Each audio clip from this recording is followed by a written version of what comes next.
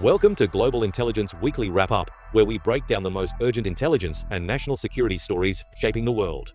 With over 25 years of experience in intelligence and law enforcement, Neil Bisson, the director of the Global Intelligence Knowledge Network and a retired intelligence officer with the Canadian Security Intelligence Service, delivers expert analysis beyond the headlines. This week, we uncover a chilling Russian espionage plot that reads like a spy novel. A convicted Russian spy ring in the UK had elaborate plans to assassinate a journalist, including a staged arrest and a brutal sledgehammer attack. What does this reveal about Russia's evolving intelligence operations? We also examine Moscow's latest diplomatic retaliation as Russia expels 2 British diplomats, citing espionage claims. Is this just tit-for-tat diplomacy or a sign of escalating intelligence warfare? Meanwhile, Canada braces for an AI-powered disinformation onslaught. A new report from the Communications Security Establishment warns that China, Russia, and Iran are likely to use artificial intelligence tools to influence the upcoming federal election. What's at stake, and how can Canada defend itself? Plus, undersea cables are mysteriously breaking down, fueling concerns over sabotage. Why is proving these attacks so difficult, and what does this mean for global security? And finally, Donald Trump has reignited his controversial push for the United States to acquire Greenland, citing national security concerns. How does this fit into the broader geopolitical battle for Arctic dominance? Stay tuned as Neil unpacks these critical developments. Now, let's get started.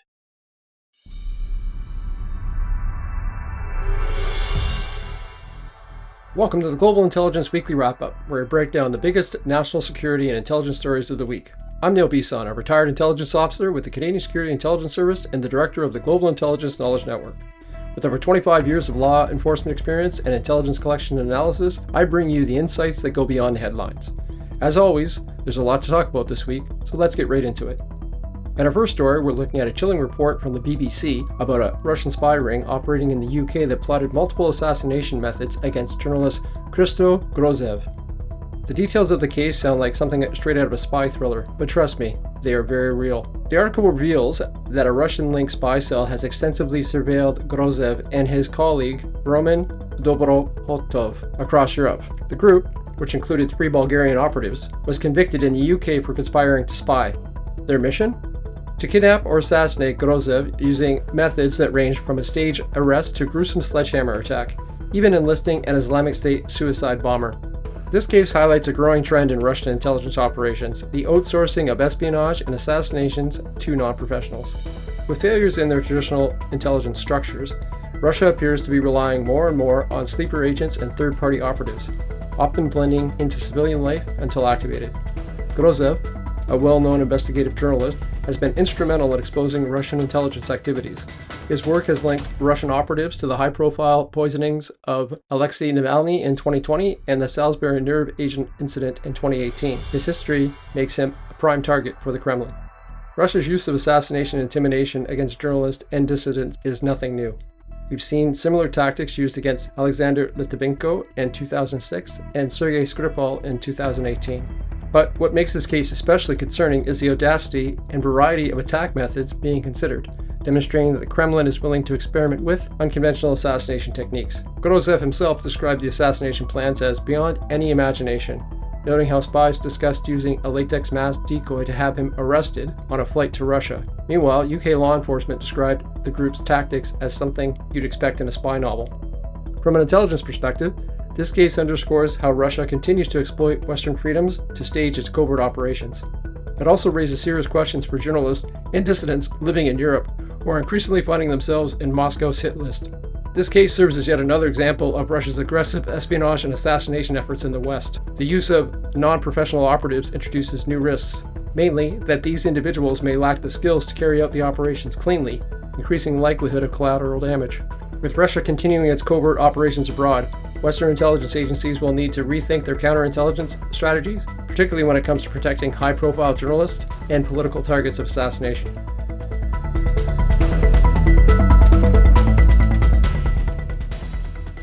We're sticking with this story as we look at a recent BBC investigation into the Russian spy ring operating out of the UK.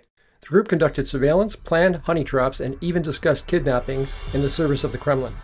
With convictions now secured in London court, the story reveals just how far Russian intelligence is willing to go to silence its enemies. The BBC investigation outlines how the group of Bulgarian nationals led by Orlin Rusev infiltrated the UK under false pretenses, living seemingly ordinary lives while carrying out intelligence operations for Russia.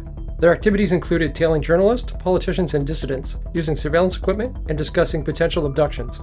One of the primary targets was Roman Dobrokhotkov, a Russian investigative journalist known for exposing Kremlin operations, including the Salisbury poisonings.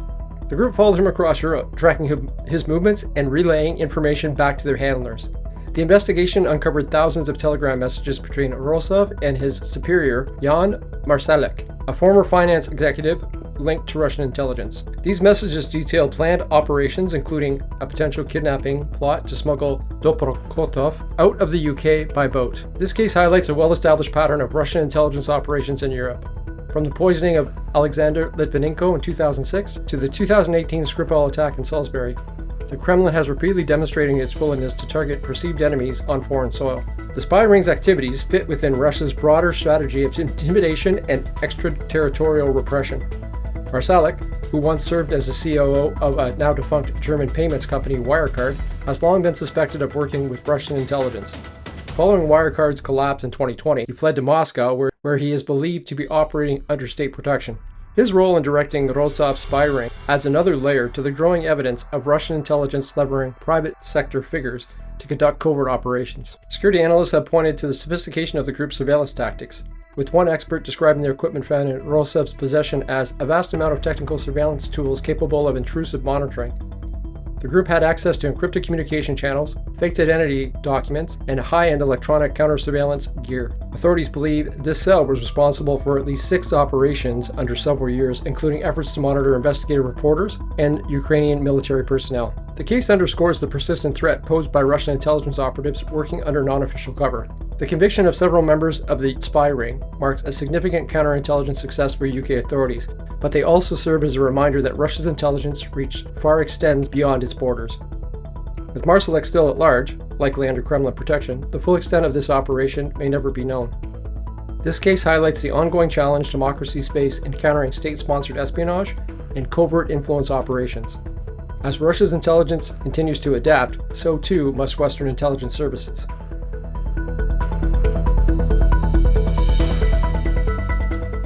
We head to Moscow for our next story, where Russia has expelled 2 British diplomats from the UK embassy, accusing them of espionage. The expulsion marks a significant escalation in the ongoing diplomatic tension between Russia and the United Kingdom. As we've seen it over the past few years, espionage accusations are a powerful tool in international relations, often used as leverage in broader geopolitical conflicts. Russia's decision to expel 2 British diplomats is rooted in a long-standing animosity between the two nations, with espionage allegations frequently surfacing as a result. In this instance, Moscow has claimed that the diplomats were involved in intelligence activities contrary to their diplomatic status. According to Russian authorities, these actions crossed a line, compelling them to take swift action by expelling the individuals. Espionage claims like this often come at a time of heightened tensions, and they serve as a reminder of the fragile nature of diplomatic relations. For years, the UK and Russia have been at odds over such issues such as the poisoning of former Russian spy Sergei Skripal in 2018, the annexation of Crimea, and cyber attacks attributed to Russian-backed groups targeting the UK. This expulsion is just another chapter in the ongoing diplomatic battle.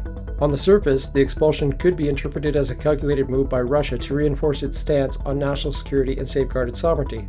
However, these accusations also serve to increase pressure on the UK and its allies, potentially leading to further retaliatory measures.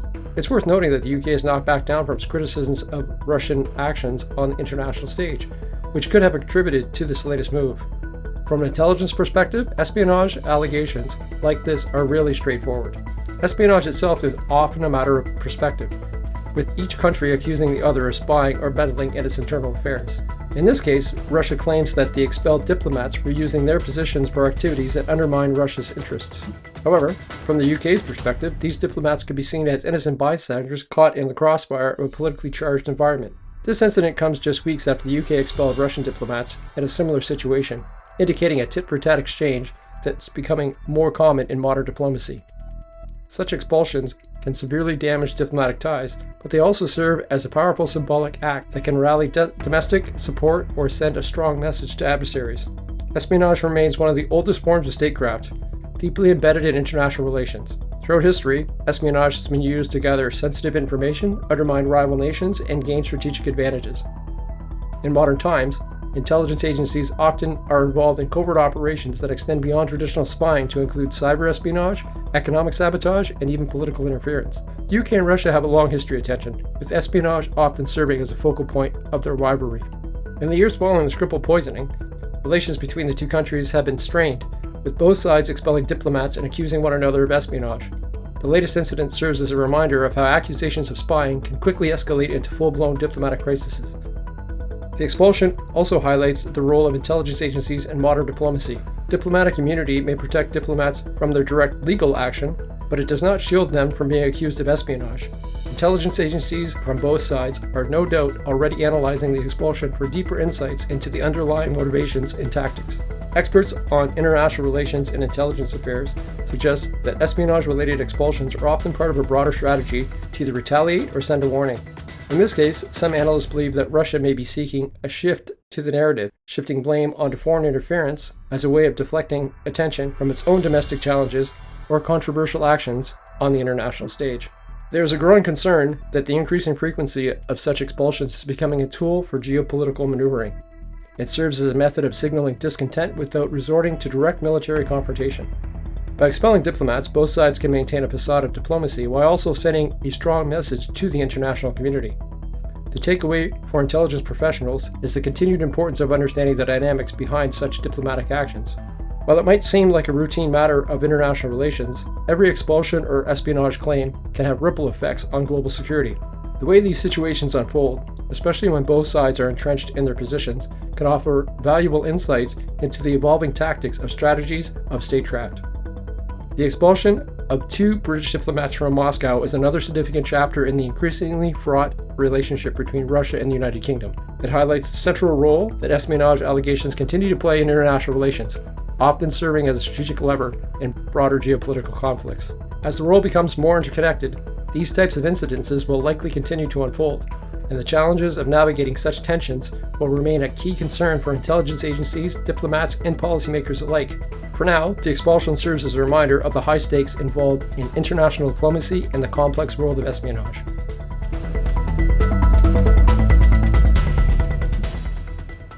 We return to Canada for our next story, where we're diving into a critical issue raised by Communications Security Establishment, or CSE. China, Russia, and Iran are likely using artificial intelligence tools to interfere with Canada's upcoming federal election. While the report emphasizes that these actors will likely avoid directly attacking election infrastructure, they will also certainly utilize AI to manipulate public perception and spread disinformation. The CSE report demonstrates how foreign actors continue to evolve their tactics of influence in the democratic processes using cutting-edge technology such as generative AI and deepfakes. According to CSE, China, Russia, and Iran will leverage these AI-powered tools to disseminate disinformation designed to sow division within Canadian society and manipulate the political discourse. One of the key concerns highlighted in the report is the likely increase in phishing scams and hack and leak operations targeting Canadian politicians and political parties.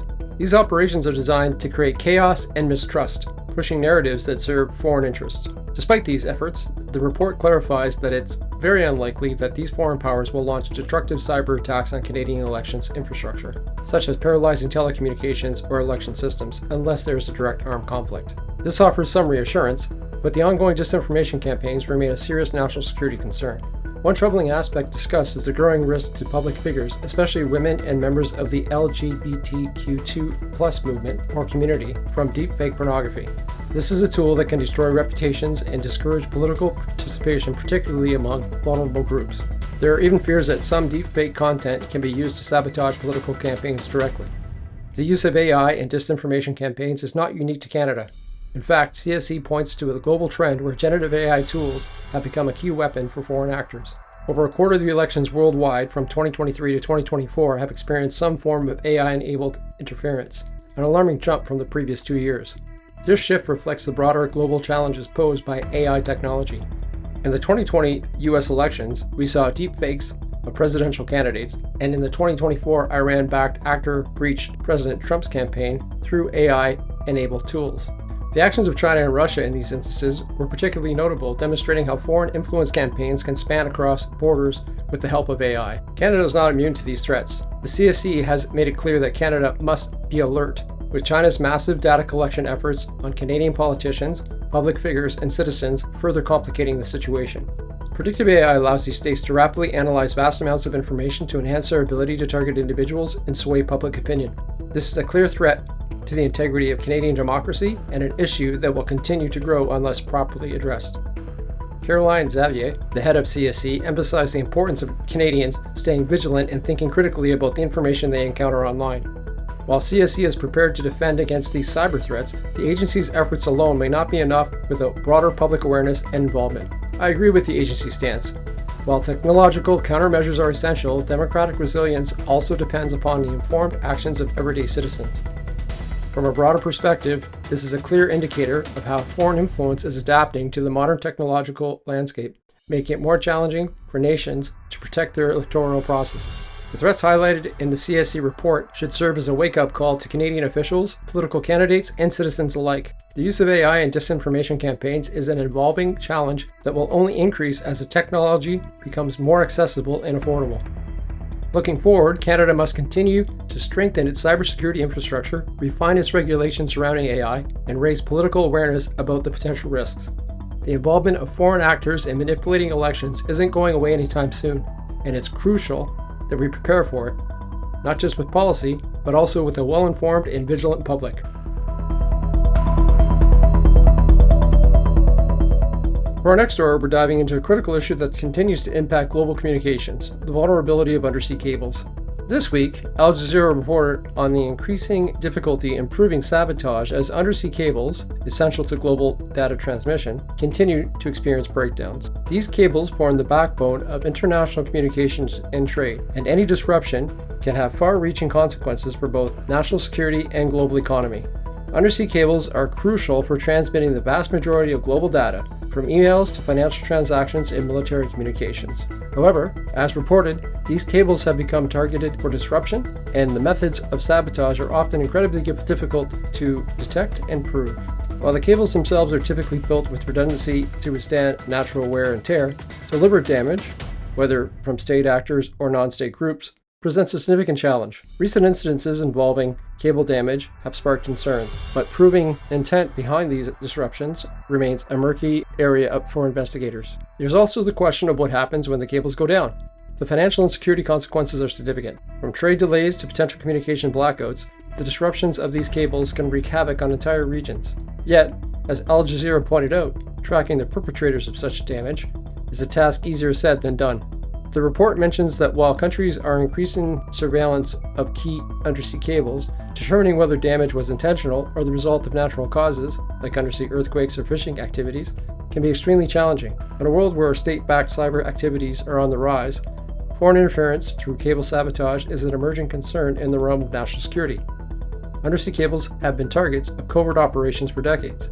In the past, such operations were often the domain of state actors with military interest, especially during times of geopolitical tensions. The Cold War era saw instances of cable tapping and covert monitoring, and there's continued risk today that foreign states may target these cables for espionage purposes or to cripple the communications of their adversaries. Recent incidents, such as suspected sabotage near critical cable routes, have heightened these fears. For instance, a major cable-cutting incident off the coast of the Mediterranean in 2023 caused temporary disruptions in communications across multiple countries. Despite suspicions of state involvement, no definitive proof of sabotage was ever established. As more nations are embracing digital warfare tactics, the growing vulnerability of undersea cables is becoming a national security issue. It's not just about physical damage anymore. Cyber attacks against the infrastructure supporting these cables are also a growing concern. Experts quoted in the Al Jazeera report expressed frustration over the difficulty of proving sabotage, even though the strategic importance of these undersea cables has never been higher.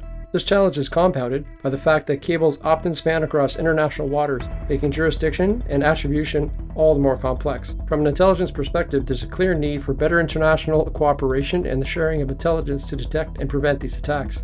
The report also raises issue of governments potentially under-reporting cable damage or opting not to investigate for fear of creating international tension or exposing vulnerabilities. In my professional opinion, while the physical damage to undersea cables is a real concern, the broader threat lies in the potential for covert cyber operations targeting the systems that manage these cables.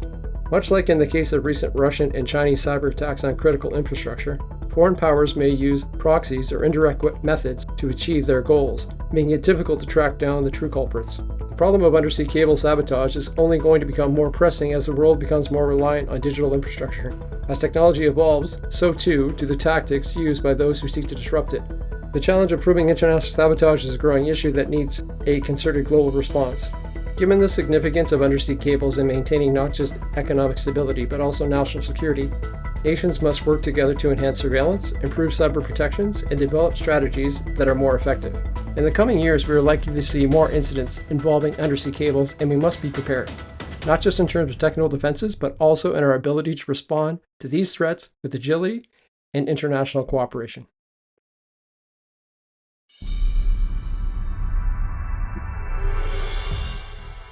We head to Germany for our next story that covers an alarming revelation about Germany's intelligence agency, the BND, and its failure to provide an early warning on COVID-19.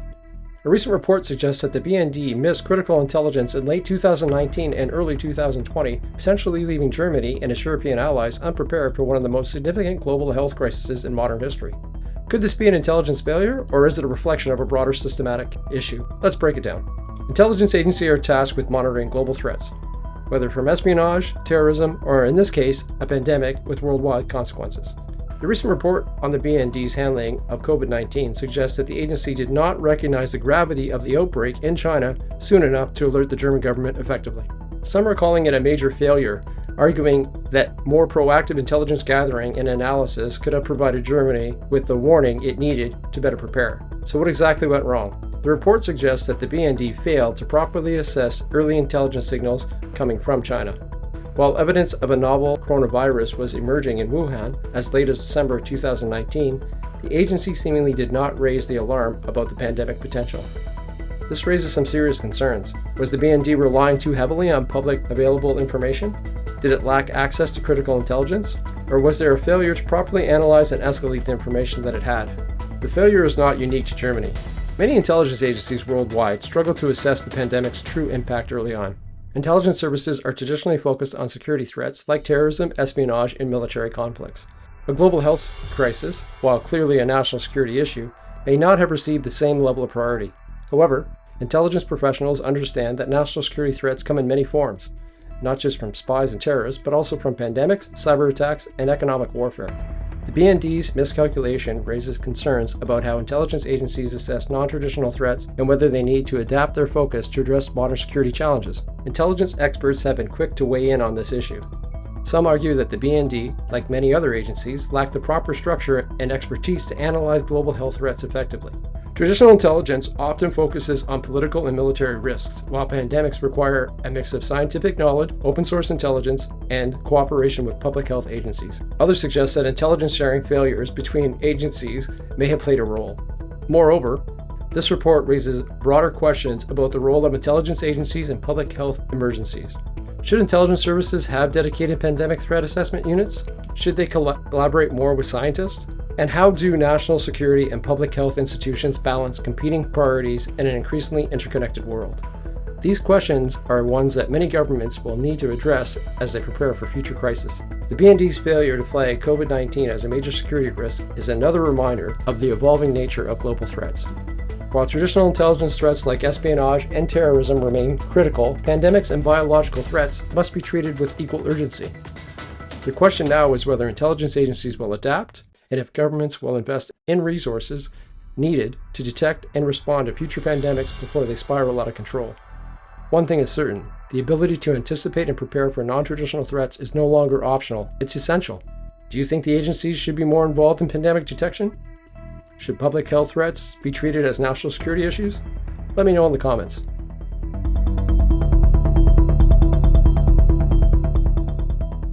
We turn our attention to Poland for our next story, where authorities have charged a Belarusian man with arson in Warsaw, alleging his involvement in a Russian-directed sabotage campaign.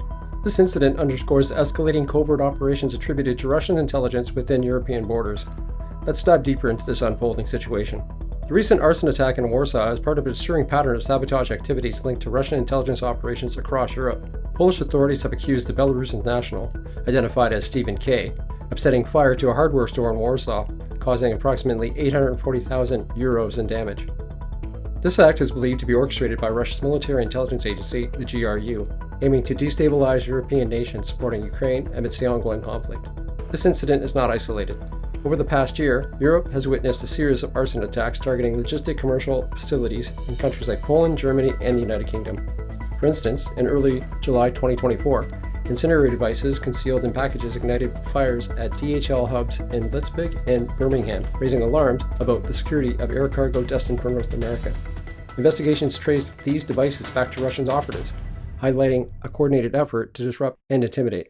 Poland has been particularly vigilant in countering such threats. In January 2023, Polish authorities arrested a Russian and a Belarusian national accused of spying on military facilities for the GRU since 2017.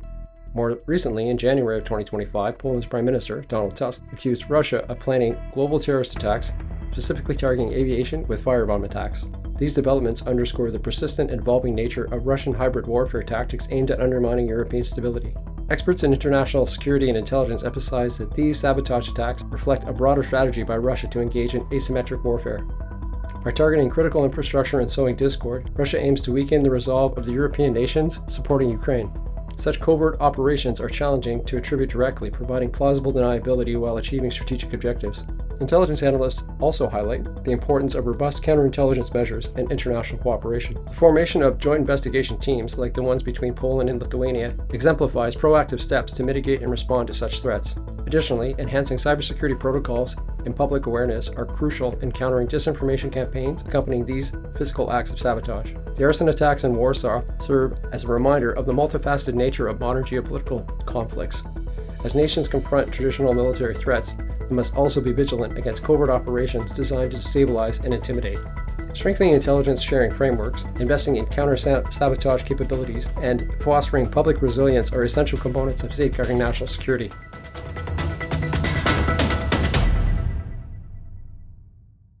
On to the United States for our last story, where President Donald Trump has reiterated his belief that the United States should acquire Greenland for national security purposes.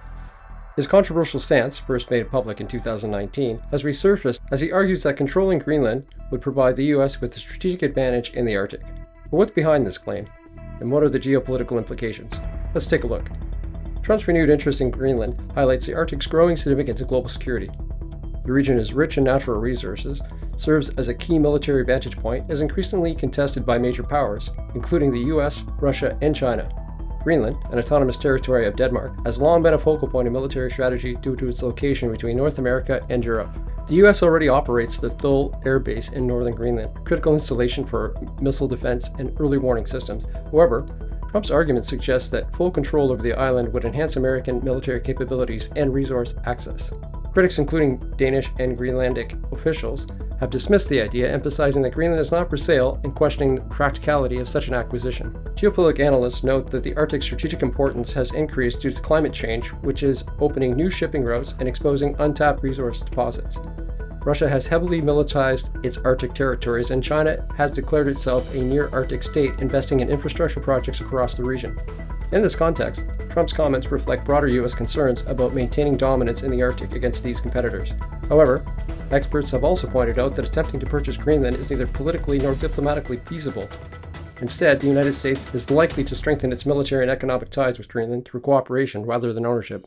While Trump's assertion that the U.S. needs Greenland for national security reasons has reignited the debate, the reality is that geopolitical influence in the Arctic will be determined by strategic partnerships and military positioning rather than territorial acquisitions. As tensions in the region continue to grow, the U.S. will need to focus on alliances and infrastructure investments to maintain the presence and counter rival powers. Well, that's it for this week. Thanks for listening, and as always, the links to the stories discussed are in the transcript. For those of you in my audience who are interested in learning more about the motivations behind human sources or agents in intelligence collections, I will be teaching an online course at the University of Ottawa Professional Development Program. I highly recommend this course to anyone who's interested in national security collection. I'll leave a link in the show notes. Until next week, stay curious, stay informed, stay safe. That's a wrap for this week's Global Intelligence Weekly Wrap-Up. From Russian assassination plots and diplomatic expulsions to AI-driven election interference, undersea cable sabotage concerns, and Trump's renewed push for Greenland, Today's stories highlight the ever-evolving world of intelligence and national security. Bringing you these expert insights takes deep research, experience, and a commitment to uncovering the intelligence stories that matter. If you found this episode valuable, consider liking, sharing, or leaving a comment. Your engagement helps bring these crucial discussions to a wider audience. And if you'd like to support the show and help us keep delivering expert analysis, you can do so through Patreon or Buzzsprout. Whether it's a one-time contribution or ongoing support, every bit helps. You'll find the links in the show notes. Thank you for tuning in. And as Neil always says, stay curious, stay informed, and stay safe. See you next week.